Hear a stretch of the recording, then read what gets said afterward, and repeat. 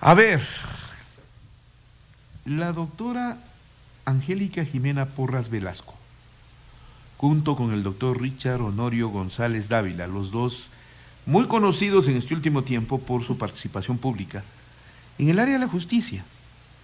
Ella en el Consejo de la Judicatura Transitorio, él en las llamadas constantes y los pedidos de protección y derechos de los ciudadanos, están actuando de tal manera que hace un tiempo atrás lograron presentar ante la Corte Constitucional, la Corte A14, una propuesta de consulta popular. Vean lo que preguntan,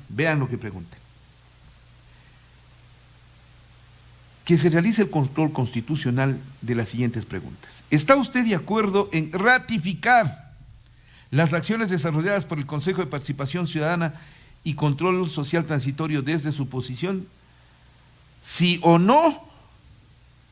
La Corte Celestial, la fiscal día 10, el atropello al doctor Yalc, la falta de proceso contra Carlos Ochoa, el despido del Consejo de la Judicatura con juzgamiento en el Teatro Universitario, el ven, siéntate a ver cómo te pongo en el lugar donde te corresponde, la mala boca del doctor Trujillo, sí. ¿Está usted de acuerdo en ratificar esto, sí o no?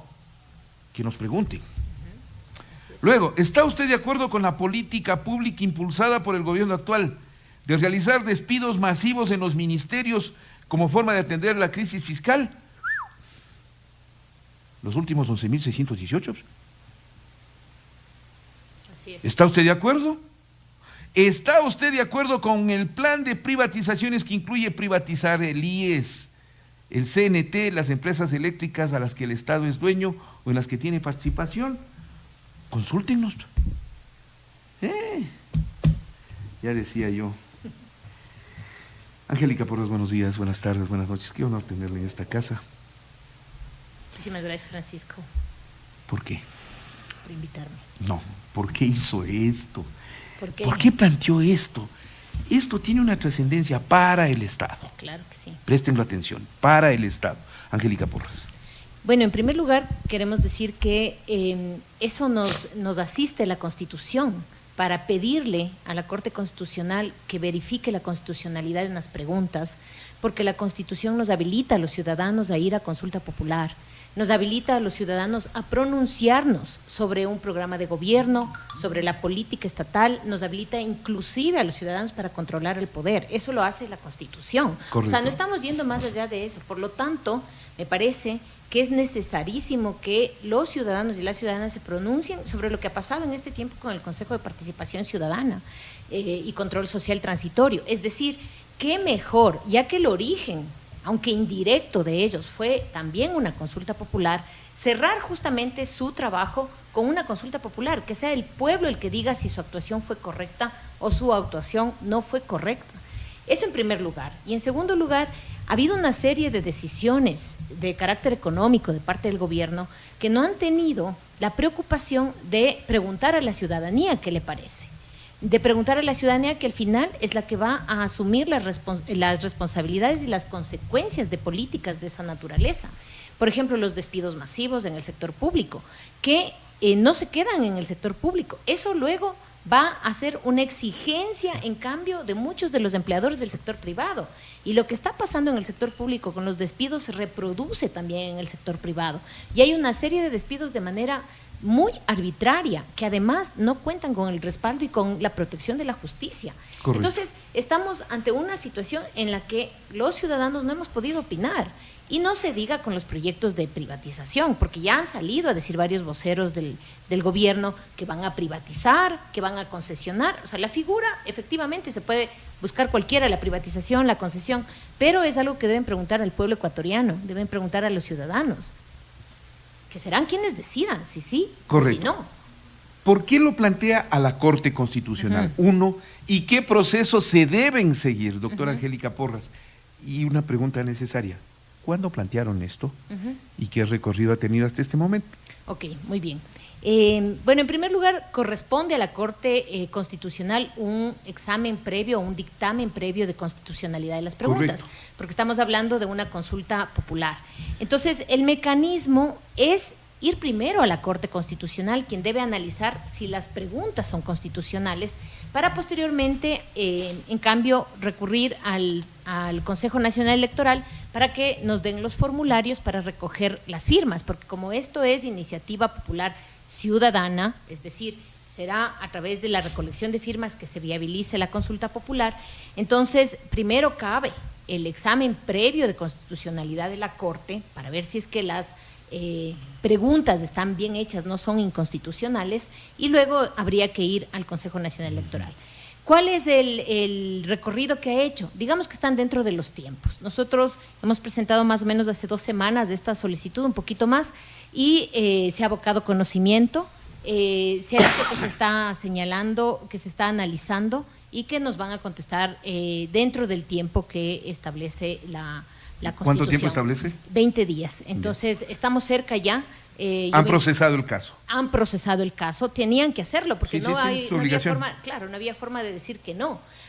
Sin embargo, que anteriormente en la Corte Constitucional anterior se había planteado que primero se vaya a recolectar las firmas, pero este es un error, porque imagínese usted recolecta las firmas con unas preguntas que son inconstitucionales y después va a la Corte a emitir un dictamen de inconstitucionalidad. Es si pasó lo que pasó con la consulta anterior, la del 4 de febrero, pues, no, ¿qué constitucionalidad me piden? Claro. Entonces hagan las cosas correctamente, en los tiempos apropiados, en los tiempos indicados, de la forma correcta. Así es. De hecho, si es que no se pronuncian, opera lo que pasó en la consulta popular del 4 de febrero, que precisamente tiene que ver con el dictamen de constitucionalidad ficto, que se le llama, es decir, no se pronuncian y se considera como un dictamen favorable. Que podría pasar si es que no responde. Así es, pero van a responder, yo creo que van a responder. Correcto, van a responder. Les pueden decir que sí o les pueden decir que no. Así es. Pueden argumentar de que es constitucional o no es constitucional este tipo de preguntas. ¿Ustedes las redactaron con qué intención? Y digo, estoy hablando con una abogada, alguien que fue del Consejo de la Judicatura. ¿Cuánta juridicidad está en disputa en estas preguntas, doctora Angélica Porras? Bueno, me parece que el campo para decir que es inconstitucional las preguntas es muy pequeño. ¿Por qué? Me parece que no existe ese campo, porque verán, la propia Constitución y la Ley Orgánica de Garantías Jurisdiccionales y Control Constitucional establece cuáles son esos parámetros. Entonces, es decir, ¿en qué casos la Corte podría decir que es inconstitucional? Y entonces tiene que ver con la garantía de la libertad de quien va a elegir, que es el pueblo, pero además, por ejemplo, son cuestiones como esta, que cada pregunta no tenga más que una cuestión sobre la que pronunciarse o cuestiones que estén relacionadas entre sí. Es decir, una pregunta debería tener una sola cuestión o varias cuestiones relacionadas entre sí que puedan ser respondidas con sí o no por el electorado. Otra cuestión, las preguntas debe ser posible que en la consulta popular se decida por cada una, es decir, no se puede votar en bloque. Por eso es que cada pregunta dice, ¿usted está de acuerdo sí o no sobre esta pregunta? Entonces, aparte de eso, la otra cuestión que debería analizar la Corte es si viola algún derecho. Al contrario, estas preguntas están pensadas justamente para que el pueblo ecuatoriano sea el que diga justamente si está de acuerdo o no con una política, porque nosotros consideramos que estas políticas podrían violar derechos de las personas. Entonces, es al contrario, más bien. Entonces, me parece que la posibilidad de que la Corte Constitucional diga que no, tendría que buscar un argumento bastante forzado para decir que no. Pero bueno, al final de cuentas ellos son los jueces y ellos son los que tienen que decir. Aprobado, si es que se da la aprobación, ¿qué pasa entonces? ¿Tienen ustedes que recoger las firmas? Tenemos que recoger las firmas. Se le pide al CNE que disponga los formularios y habría que recoger las firmas. La Constitución dice que tendría que ser un 5% de las personas registradas en el padrón cuando es a nivel nacional. Entonces, habría que hacer un trabajo a nivel nacional para recoger las firmas con el fin de poder ir a la consulta. Ya. Y ahí sí, los dos contra el mundo. Sí. Los dos contra el mundo, a menos de que ustedes tengan, no creo, un grupo dispuesto a recoger las firmas para juzgar lo de Trujillo y los suyos, para la banda de Gallo Hervidos. O sea, vamos. Habría que... ¿Tienen o no tienen? A ver, Yo creo que hay personas que están dispuestas a trabajar, además, solamente con el objetivo que también tenemos nosotros, que es justamente hacer funcionar nuestra Constitución. Pero nosotros no tenemos detrás ni financistas, ni un grupo de personas que esté trabajando por un objetivo político partidista. Simplemente es la intención de hacer funcionar la Constitución, de hacer funcionar lo que la propia Constitución dice. Entonces, sin embargo, yo no menosprecio esa capacidad que tiene la gente para movilizarse sin que haya detrás financiamiento. Ya ha habido ejemplos en el Ecuador, en el caso de Yasunidos es uno, pero también en el caso de cuando se movilizaron para recoger firmas por la revocatoria del alcalde de Loja y también cuando se inició el proceso para la revocatoria del alcalde de Quito. Entonces, en todos esos casos, no es que había detrás financiamiento, había simplemente gente que está pensando que hay que hacer funcionar la Constitución. Entonces, no se trata aquí más que de someter a consulta popular lo que ha hecho una institución del Estado, con funcionarios del Estado y que le deben cuentas al país, nada más. Porque además puede ser que en la consulta popular se diga que está muy bien hecho lo que se ha trabajado en el Consejo de Participación o que no. Entonces, pero eso es justamente, de eso se trata la democracia. Correcto. Si enfrentan ustedes este proceso, sería a la par de lo que acaba de anunciar el doctor Trujillo, que él ha decidido de su cuenta nombrar una comisión para propiciar la desaparición del Consejo de Participación Ciudadana. Claro, a ver, habría que discutir. ¿Eso incluye este juzgamiento? Habría que discutir profundamente, porque fíjese usted, la desaparición del Consejo de Participación Ciudadana y Control Social supone, desde mi punto de vista, una reforma a la Constitución. Y al ser una reforma a la Constitución, el procedimiento de reforma constitucional es agravado, es decir, no solo tiene que pasar por la Asamblea, sino también tiene que ir a referendo. Es decir, hay que discutir en la Asamblea Nacional y posteriormente eso tiene que ratificarse en un referendo, a menos que estén pensando en la posibilidad de que vayan a hacer a través de enmienda, lo cual, desde mi punto de vista, sería incorrecto. De todas formas, quien decide cuál es el procedimiento que se debería tomar es la Corte Constitucional. Ella debería decir, la eliminación del Consejo de Participación pasa por una enmienda, por una reforma. Desde mi punto de vista es una reforma. De todas formas, inclusive cuando vayan a enmienda, tendrían que hacerlo solamente con la iniciativa, ya sea del presidente de la República, porque si va por la Asamblea Nacional tarda un año entre un debate y otro en la enmienda. Entonces tendrían que hacer con la iniciativa del presidente de la República o recogiendo firmas con la ciudadanía. Entonces, en muchos de los casos también cabría o sería necesario una consulta popular, que en este caso sería un referendo en lo que está proponiendo el doctor Julio César, que me parece perfectamente válido. Sin embargo, habría que ver cuál es el mecanismo. Nosotros estamos planteando una consulta popular, no estamos planteando una reforma de la Constitución. Nosotros queremos ratificar o no lo que ha hecho el Consejo de Participación. Ellos están queriendo desaparecer el Consejo de Participación, me parece una propuesta válida, sin embargo, el procedimiento es mucho más agravado, mucho más lento, ya sea que se vaya inclusive por enmienda o inclusive por reforma. Cuando plantean ustedes lo de Trujillo, bueno, está bien. Ya, juzguen. Sí, es un juzgamiento popular contra los gallo hervidos, ya, sí, está bien, estoy totalmente de acuerdo. Si me dicen, si les digo gallo hervidos en son de burla, sí, me estoy burlando, les estoy diciendo bien en serio. Ellos muchas veces se burlan del país. En algo tendremos que reivindicarnos. Lo otro sí me preocupa, el tema de los despidos, porque eso es una decisión del Estado. ¿Qué puede pasar si, evidentemente no vamos a estar de acuerdo con los despidos, si me llegan a consultar eso? Si sale una respuesta positiva, ¿qué? La restitución de los 11.618, más todos los que se han sacado, 260.000 que están proyectados por parte del gobierno. Sí. No le enfrente eso al modelo económico y al proceso de manejo y control del Estado. Angélica Porras. Sí, en primer lugar hay que decir que eso enfrenta el modelo económico que se está implementando en el país, porque lo que nosotros nos oponemos es que las crisis fiscales, las crisis económicas las paguen los trabajadores. Claro. Mire, aquí se ha dicho muchas veces que por corrupción en el país se ha ido miles de millones de dólares. ¿Dónde están los procedimientos para recuperar ese dinero? No existen, son recuperaciones de 10, 13 millones de dólares. Eso no significa nada. Y luego, al final, ¿qué responsabilidad tiene aquel trabajador que ingresó al Estado para trabajar y que tiene que pagar las consecuencias de una política económica en la que nada tiene que ver? Eso es en contra de la democracia, porque la democracia supone que yo elijo a un representante, la democracia representativa, que es una de las formas de democracia.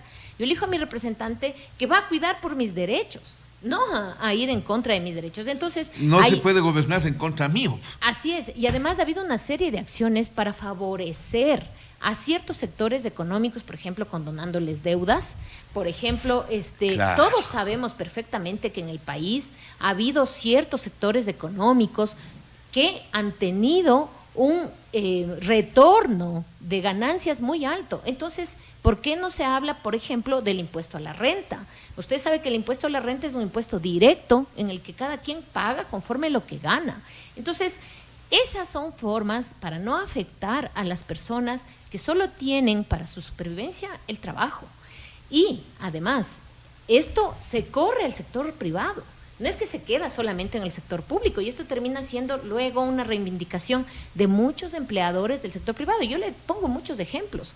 Tenemos el caso de ATU, que está en proceso de paro patronal, sí. Las personas afuera, estamos hablando de 300, 400 personas afuera que no les pagaron sus últimos haberes. Que tenía ATU, ¿no? ¿Recuerda? Claro, entonces fíjese, ahí hay un problema. Tenemos el caso de Novacero, tenemos un montón de situaciones, el caso de propio Botar GM. Entonces, digamos que esto termina cargando la crisis en los trabajadores. Y a nosotros no nos parece eso justo.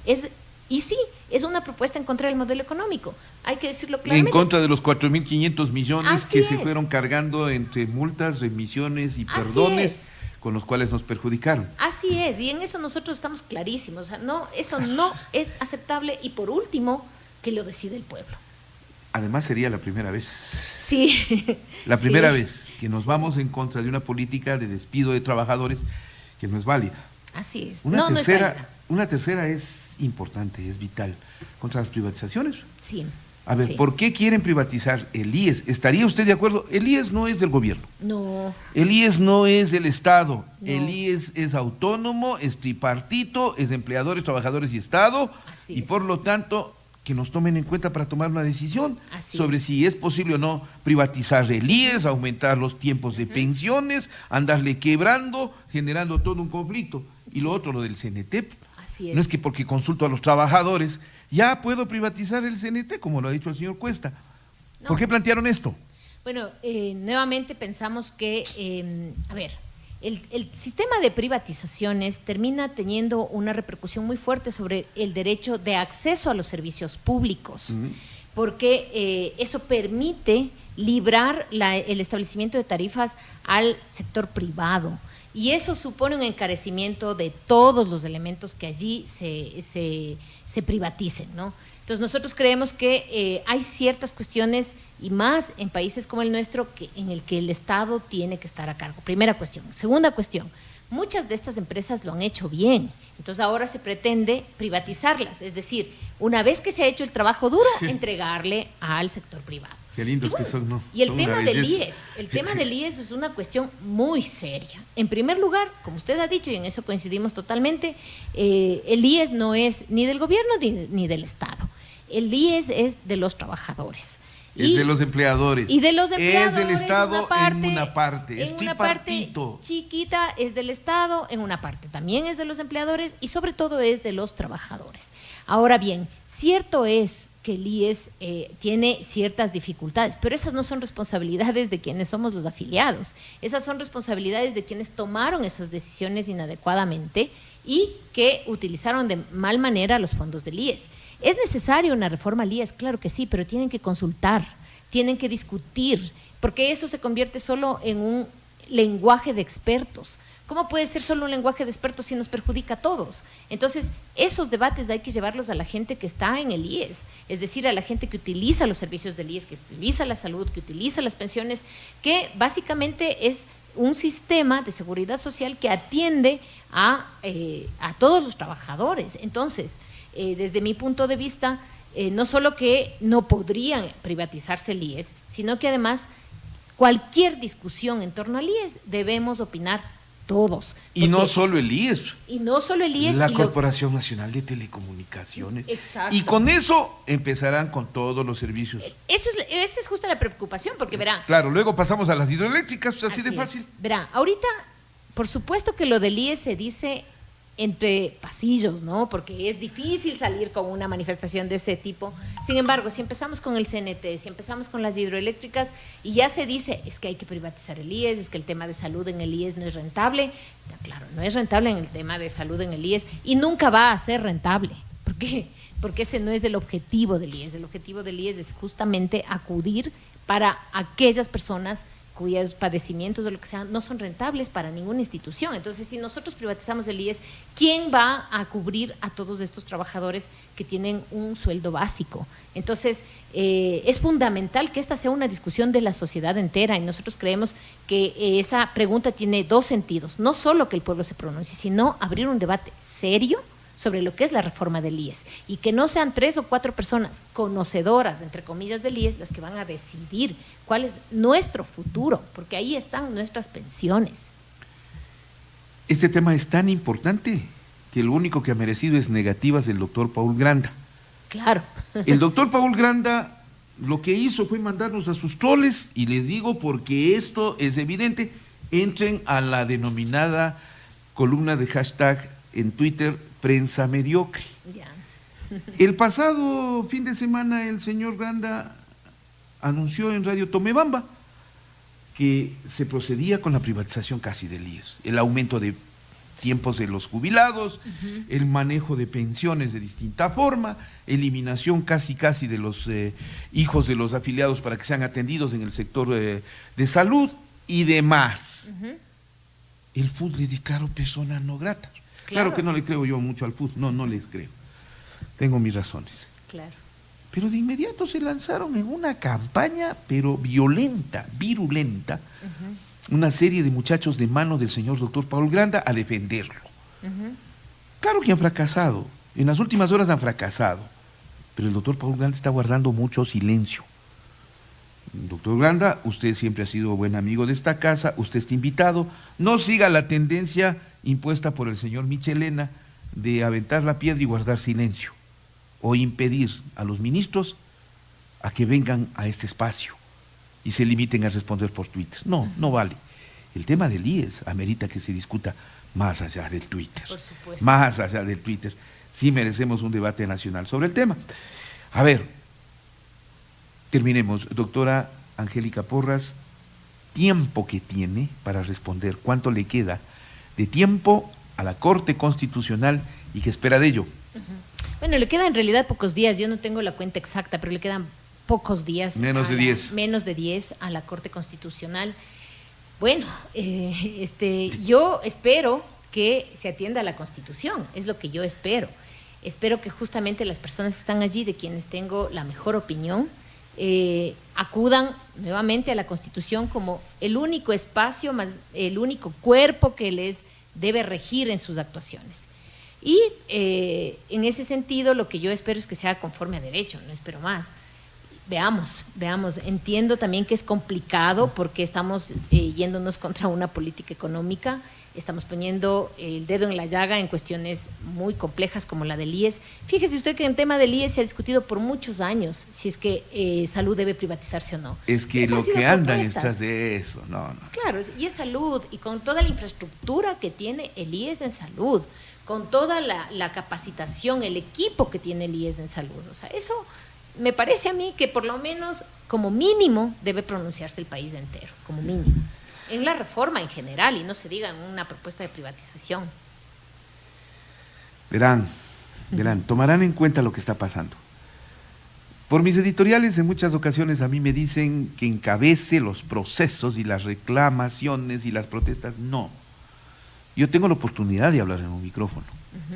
Pero aquí tienen banderas. Esta es una bandera de la cual pueden hacerse cargo. Abanderes en esta consulta. Vamos a ponerle a Trujillo en su puesto. con tanto cinismo que actúa? Vamos a ponerle, a ver, respondiendo sí a esta pregunta, veamos si no les podemos juzgar por todas las que nos van haciendo con la transición. Esa es una bandera. Ahí tienen una. La de Juan Javier Dávalos. Ahí tienen otra. La del Fondo Monetario Internacional. Ahí tienen otra. La de las privatizaciones. Ahí tienen otras banderas por las cuales luchar, y con toda la razón, para defender al Estado de este tipo de acciones que lo único que hacen es perjudicarlos a todos, porque nos perjudican. Angélica, un honor siempre conversar con usted. Esta es su casa, siempre es bienvenida. Muchísimas gracias por la invitación. Vamos a ver cómo va esa consulta. La Corte